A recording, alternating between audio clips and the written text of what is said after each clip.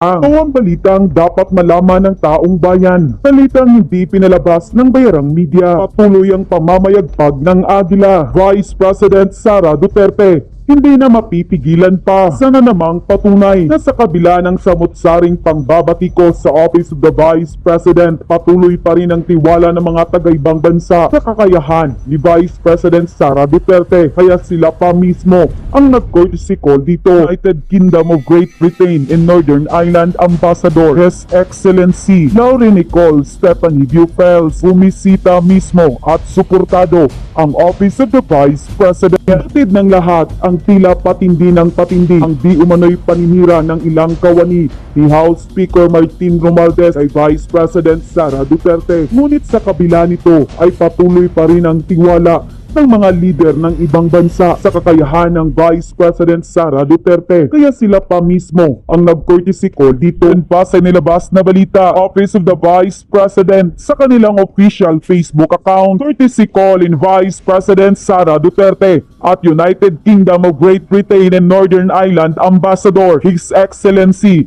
Lauren Nicole Stephanie Bufels. Tinanggap ni Vice President Sara Duterte si His Excellency Lauren Nicole Stephanie Bufels, ang ambassador ng United Kingdom of Great Britain and Northern Ireland sa isang courtesy call sa Office of the Vice President OVP Central Office sa Mandaluyong City. Sa kanilang pag-uusap, tinalakay ng Vice Presidente ang mga proyekto ng OVP, kabilang na ang mga layunin at kahalagahan ng mga ito para sa mamamayang Pilipino. Nagpalitan din sila ng pananaw tungkol sa Emergency Awareness, Health at Education Initiative. Dito nga natin makikita mga kababayan kung gaano katiwa-tiwala ang ating Vice Presidente dahil sa kabila ng mga pangbabatikos sa kanya, pangbabato ng samut-saring issue ng ilang mga kawani ng gobyerno na tila wala namang sapat na basihan at katibayan, ay patuloy pa rin ang tiwala ng taong bayan at maging ang taga-ibang bansa ay patuloy sa pagtiwala at suporta sa kakayahan at galing ni Vice President Sara Duterte. At kahit natapyasan pa ng Kamara de Representante ang pondo ng pangalawang Pangulo, ay di ito patitinag. Patuloy ang kanyang tanggapan sa pagtulong dahil alam ng pangalawang Pangulo na marami sa ating mga kababayan ang nangangailangan ng tulong ng Office of the Vice President, lalong-lalo na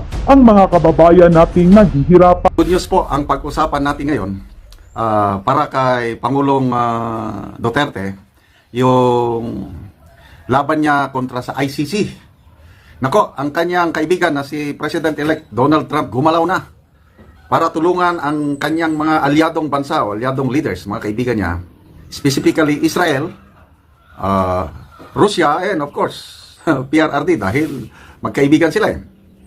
Okay, ito sa news ng GNS, I think itang Israeli news media outlet ito. Trump administration plans crippling sanctions on ICC. Okay, basahin ko ha. President-elect Donald Trump plans to implement devastating sanctions against the International Criminal Court immediately after taking office. Sources close to the matter disclosed to Israel Hayom. Itong newspaper na binabasa ko, Israel Hayom. These executive orders could be unveiled as soon as January 21. So mag-inaugurate, take out si President Trump January 20. January 21, meron ng executive order sanctioning ICC. So anong klaseng sanction? Okay. The sanction package will target both individual ICC personnel, including judges and prosecutors, and the institution as a whole. Okay? So, grabe, no? Ang mga judges, prosecutor, may sanction. And then, yung ICC as a whole, may sanction. So, anong klaseng sanction? The administration intends to classify the ICC as an organization threatening U.S. interest. Kalaban ng U.S. government ang ICC. Yan ang ilalagay sa executive order. Employing designation procedures similar to those used by the State Department for terrorist organizations globally. Parang makonsider na terrorist organization ang ICC nito. This designation will trigger severe restrictions on anyone involved with the court's operation. Kagaya itong CPP, NP, NDF dito sa Pilipinas, na designate na terror organization. Kaya hirap na hirap sila sa pagkuha ng pundo kasi yung mga bank operations hindi pwedeng mag-transfer ng pera sa CPP and PNP. Ganyan din itong ICC ngayon. I-declare ng US na kalaban. Nako, ang mga bangko ayaw nang makipag-cooperate sa ICC. Yun na, itong sinasabi ko, pasahin ko. Financial institutions worldwide will be required to terminate relationship with ICC personnel or face US sanctions themselves. Walang magawa ang mga bangko. Very powerful ang Amerika. Pag hindi ka sumunod dito, wala ka. Mirroring actions taken against sanctioned Israeli citizens by the outgoing administration, ICC staff will find themselves unable to perform routine banking operations or use credit cards. Kasi sa itong Biden administration, nakikipag-cooperate sa ICC, na-isyuhan ng warrant of arrest si Prime Minister Benjamin Netanyahu at saka yung former Defense Minister, may warrant of arrest sila.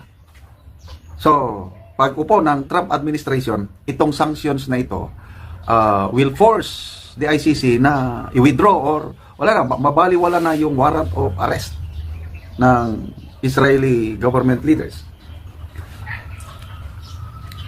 The incoming administration's strategy extend beyond unilateral action at it plans to secure commitments from US allies to reject cooperation with arrest warrants targeting Israeli officials. So, talagang grabe ang pag-protect ni President Trump sa Israel.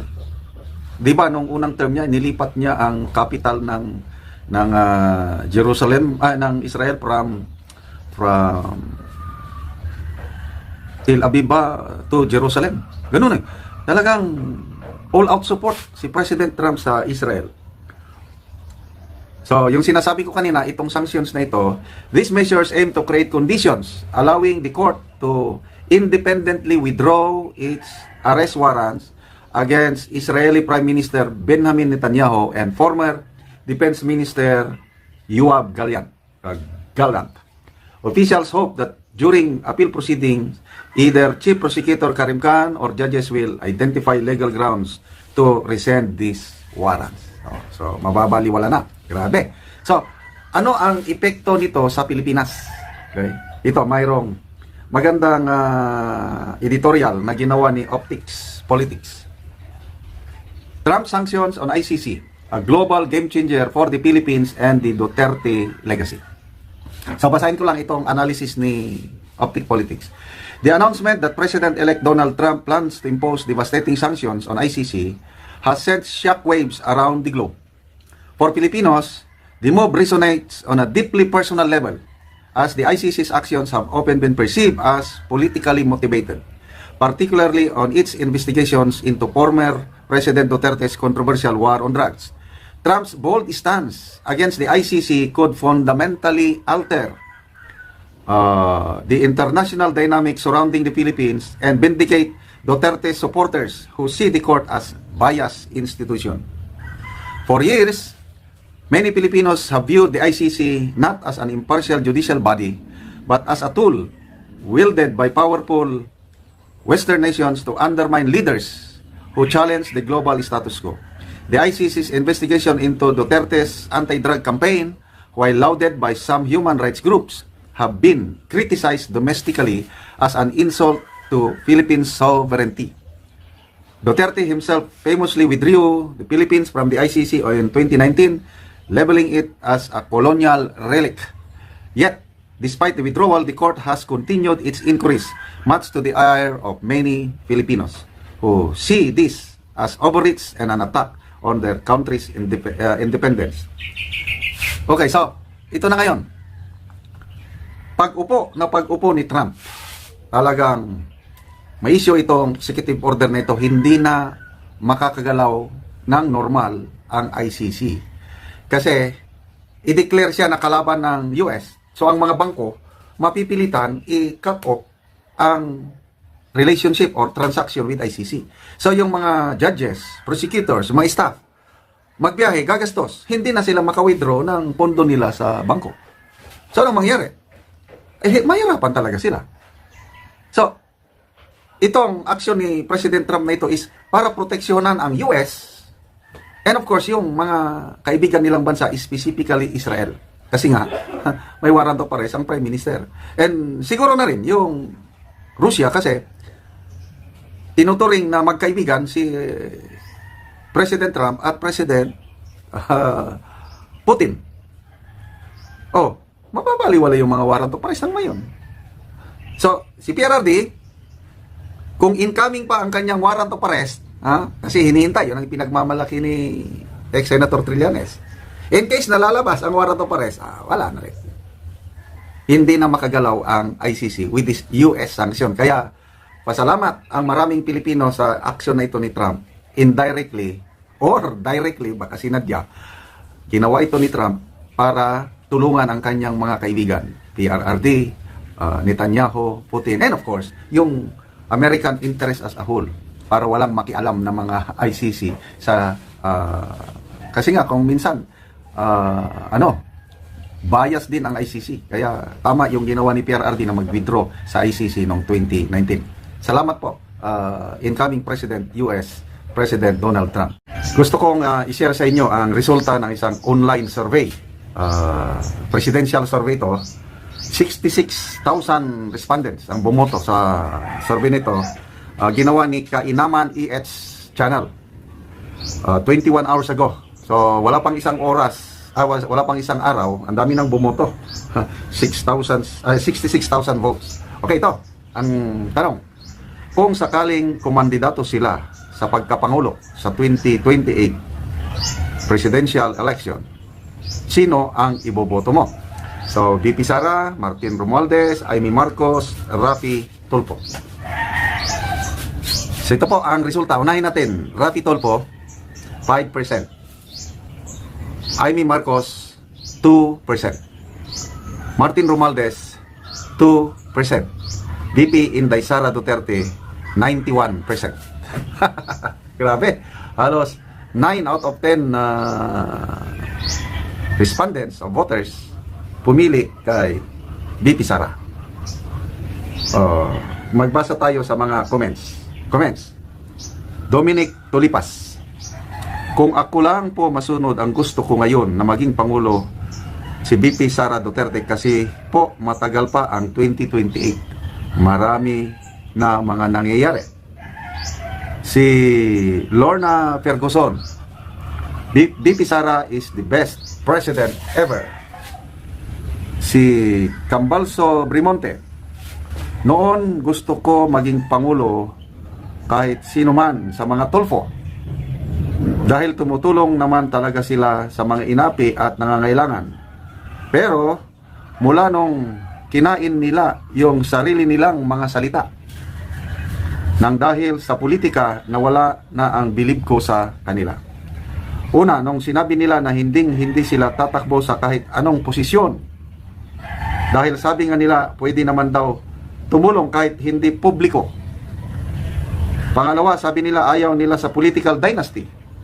Dahil kapag daw pamilya ang nasa posisyon, sigurado daw wala gagawin yan kundi mangurakot. Pero ano nangyari? Si Raffy Tulfo, senador, anak niya congressman ng Quezon City, asawa niya party list congresswoman, at ngayon pati mga kapatid niya na sina Ben Erwin tatakbo senador, ate nila na si Wanda tatakbo party list congresswomen. Pati mga pamangkin niya at staff sa programa ni Raffy Tulfo tatakbo din under party list. Kaya kahit kailan di ko iboboto ang mga yan. Isa lang dahilan, wala silang isang salita. Okay. Ang pinakamalakas na kalaban talaga ni VP Sara is ito si Senator Raffy Tulfo. Kaming mag-asawa, noong una, nanonood kami sa Raffy Tulfo in action. Lalo na aking misis, talagang nag-o-overtime siya. Kahit dis oras na ng gabi, nanonood pa rin sa Raffy Tulfo in action. Kaya lang, nung nagsimula nung yung sa airport, yung nawawala daw na luggage. Tapos binuking ni Maharlika na parang drama lang pala. Nako, doon ako nagsimula na magduda kay Senator Raffy Tulfo. Anyway, basta ang maglalaban sa 2028 Tulfo versus VP Sara. Jonathan Torda, sabi niya, I voted for VP Sara Duterte for President. Auring We love and always support VP Sara Duterte. Siciliano Probido. Wala nang iba, VP Sara ang iboboto ko. So, ang mga nag-comments dito, poros mga supporters ni VP Sara. Pero mo, 66,000 votes, wala pang isang araw. 91% kay VP Sara, 5% lang kay Rafi Tulfo, 2% lang kay Speaker Romualdez, and Amy Marcos 2%. Malala ko yung pinaka-latest na survey, I think November ata lumabas yun, or October last year. WR numero. Tay, sina VP Sara at Senator Rafi Tulfo at 24% each. Ang pinakakulelat si Speaker Martin Romualdez at 1%. So, sa isang patas na eleksyon, hindi talaga magpre-presidente si Speaker Martin Romualdez kahit anong gawin pa niya. Okay? Uubusin man niya pondo, akap, ayuda. Wala, hindi umi-epekto yung kanyang ayuda eh. Wais na ang mga Pilipino ngayon, tatanggapin yung ayuda, tapos iboboto ang gusto nila. Kasi ang tao, pera pera namin yan. Bakit hindi namin tanggapin? Kaya lang kung tingin nila mabibili ang boto, palagay ko hindi na. Nag-iisip na ang Pilipino ngayon. Okay? So, wa-effect ang mga ayuda ng mga kongresista.